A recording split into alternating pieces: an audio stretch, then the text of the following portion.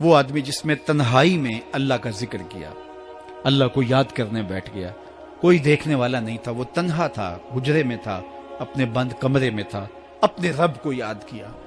اللہ کی یاد کرتے کرتے اس کی آنکھوں سے آنسو ٹپکنے لگے، اس کی آنکھیں آنسوؤں کا خراج دینے لگی۔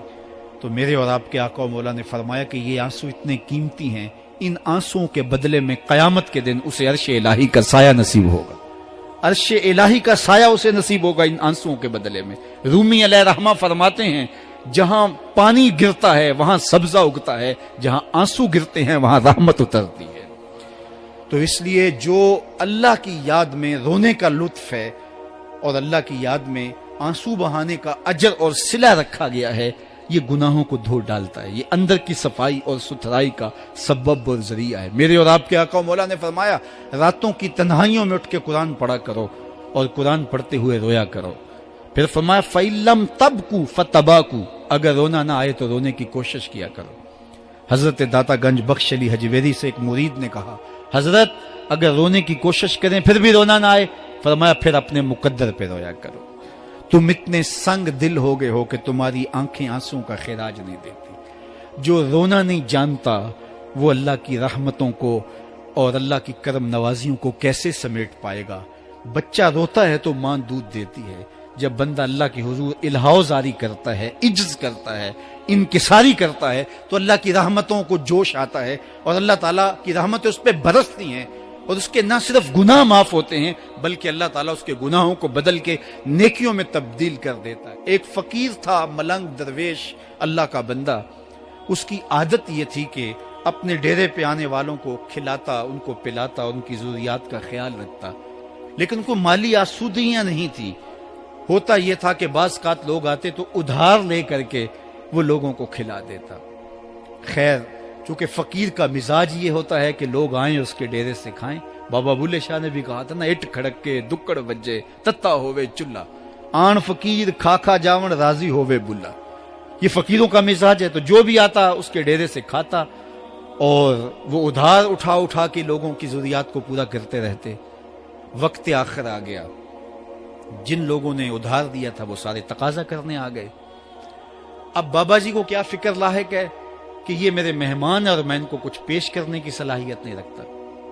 ایک بچہ تھا، وہ کچھ سامان بیچ رہا تھا، پتیسا بیچ رہا تھا یا کوئی اور چیز بیچ رہا تھا۔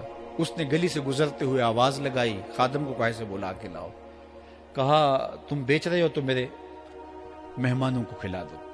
بچہ بڑا خوش ہوا کہ میں سارا دن گلیوں میں گھوم کے یہ پتیسا بیچنا تھا، اب یہ ایک جگہ ہی سارا فروخت ہو گیا تو یہ تو موج لگ گئی، میں جلدی گھر چلا جاؤں گا، میری ماں خوش ہو گئی۔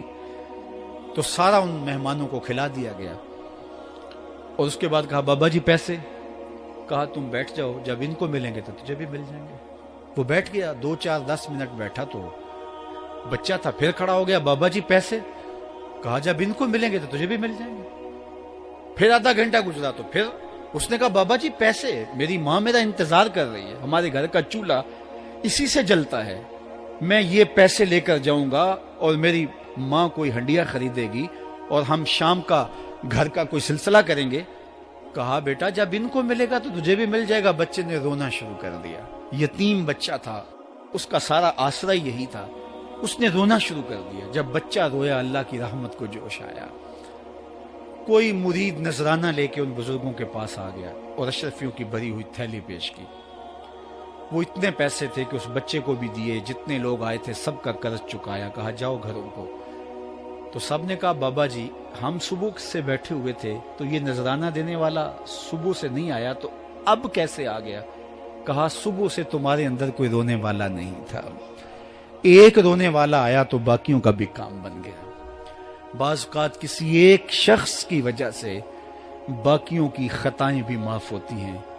آج ہم اجتماعی طور پہ تا حد نظر اندر باہر اوپر نیچے اتنے لوگوں کے ہجوم میں اللہ کی بارگاہ سے یہ توقع رکھتے ہیں کہ مالک کتنے ہجوم میں کوئی ایک تو ہوگا جو تیرا لاڈلا ہوگا، کوئی ایک تو ہوگا جو تیرا بہت قریبی ہوگا، کوئی ایک تو ہوگا جس پہ تیری رحمتیں برسیں گی۔